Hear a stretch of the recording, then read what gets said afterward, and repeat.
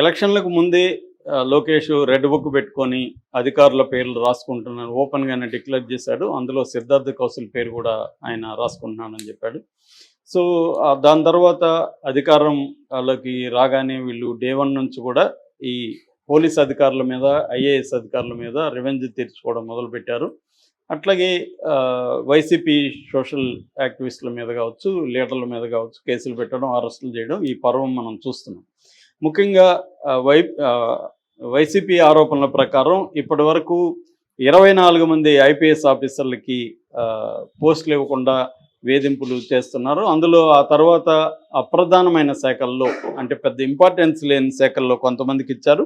ఇప్పటికి కూడా ఐజీ కొల్లి రఘురామరెడ్డి కానీ, ఎస్పీ రవిశంకర్ రెడ్డి కానీ, రిషాంత్ రెడ్డి కానీ, జాషువా ఇలాంటి వాళ్ళకి ఇప్పటికి కూడా ఎటువంటి పోస్టింగ్లు ఇవ్వకుండా వాళ్ళని వేధిస్తున్నారనేది వైసీపీ ఆరోపిస్తుంది. అలాగే అడిషనల్ ఎస్పీ, డిఎస్పీలు సంబంధించి 119 మందికి పోస్టింగ్ లేకుండా వేధిస్తుందని చెప్తుంది.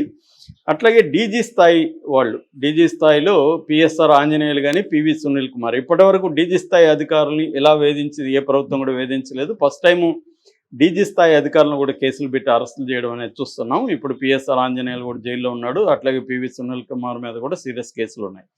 అట్లాగే అడిషనల్ డీజీ సంజయ్ కానీ, ఐజీ కాంతిరాణా, డీఈజీ విశాల్ గుని ఇలాంటి వాళ్ళ మీద కూడా కేసులు పెట్టారు, అరెస్టులు కూడా జరిగాయి. దీన్నంతా భరించలేక చాలామంది వాలంటీర్ రిటైర్మెంట్ తీసుకుంటున్నారు. ఐజీ వినీత్ బ్రిజ్లాల్ లాంటి వాళ్ళు కేంద్ర సర్వీసులకు వెళ్ళిపోతున్నారు. సో అనేది చెప్తుంది. ఈ నేపథ్యంలో ఇప్పుడు Siddharth Kaushal VRS volunteer retirement scheme ఏదైతే ఉందో దాంట్లో ఆయన అప్లై చేసుకున్నాడు. నెల రోజుల నుంచి ఆయన డ్యూటీకి రావట్లేదు. ఈయన గతంలో కృష్ణా ప్రకాశం కడప జిల్లాలో ఎస్పీగా పనిచేశాడు. దాని తర్వాత ప్రజెంట్ ఆయనకి ఏం పోస్ట్ ఇచ్చారంటే డీజీపీ ఆఫీస్లో ఎస్పీ అడ్మిన్ కింద ఇచ్చేశారు.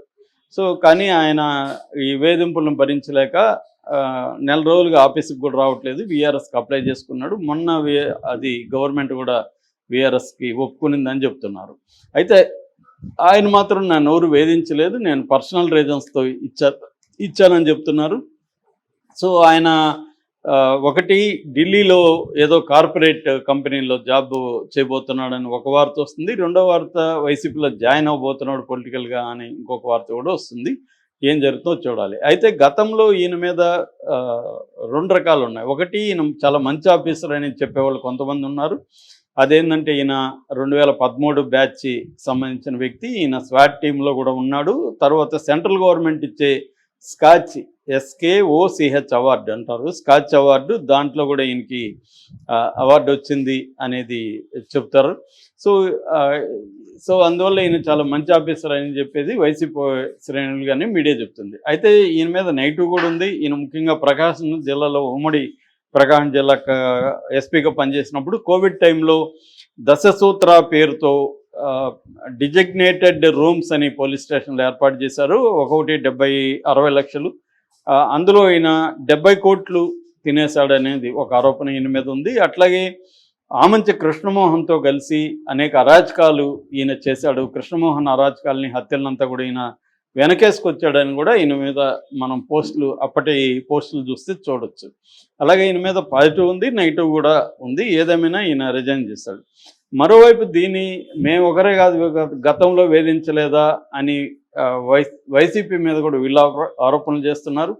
ముఖ్యంగా వీళ్ళు ఒక వైట్ పేపర్ కూడా శాంతి భద్రతల మీద జూలై 2024లో కూటమి ప్రభుత్వం తీసుకొచ్చింది. ఆ వైట్ పేపర్ ప్రకారం 590 మంది మీద, తెలుగుదేశం నాయకుల మీద వైసీపీ ప్రభుత్వం కేసులు పెట్టింది. అట్లాగే 1969 మంది మీద, కార్యకర్తల మీద, తెలుగుదేశం కార్యకర్తల మీద కేసులు పెట్టింది. అమరావతి రైతుల మీద 269 కేసులు పెట్టి 2525 మందిని అరెస్ట్ చేశారు.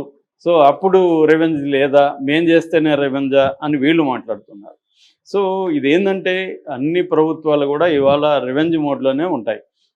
రివెంజ్ మోడ్లో లేని పార్టీలో అసలు లేదు. ఇంకా దీన్ని పీకికి తీసుకుపోయిన వ్యక్తి ఎవరంటే మోడీనే.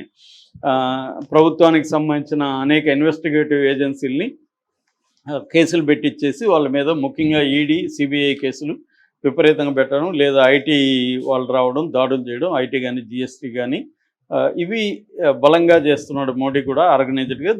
ఆ మెథడ్ని మామూలుగానే Chandrababu very organised person. So ఆయనకి పైగా వ్యవస్థల మీద ఆయనకున్న పట్టు ఎవరికి లేదు. 45 ఏళ్ళ ఎక్స్పీరియన్స్ ఉంది. సో ఆయన వెరీ ఆర్గనైజ్డ్గా జగన్ కంటే బెటర్గా రివెంజ్ని తీర్చుకోవడంలో ఎక్స్పర్టైజ్ కనిపిస్తుంది మనకి. ఎవరన్నా అధ్యయనం చేయాల్సిన అంశం ఆంధ్రప్రదేశ్లో రివెంజ్ ఎలా తీర్చుకోవచ్చు ప్రభుత్వం అనేది. ఇప్పుడు జగన్ కూడా దీన్ని అధ్యయనం చేస్తున్నాడు. జగన్ ఇంకొక 10 రెట్లు జగన్ ఎక్కువ చేసే అవకాశాలు కనిపిస్తున్నాయి నెక్స్ట్.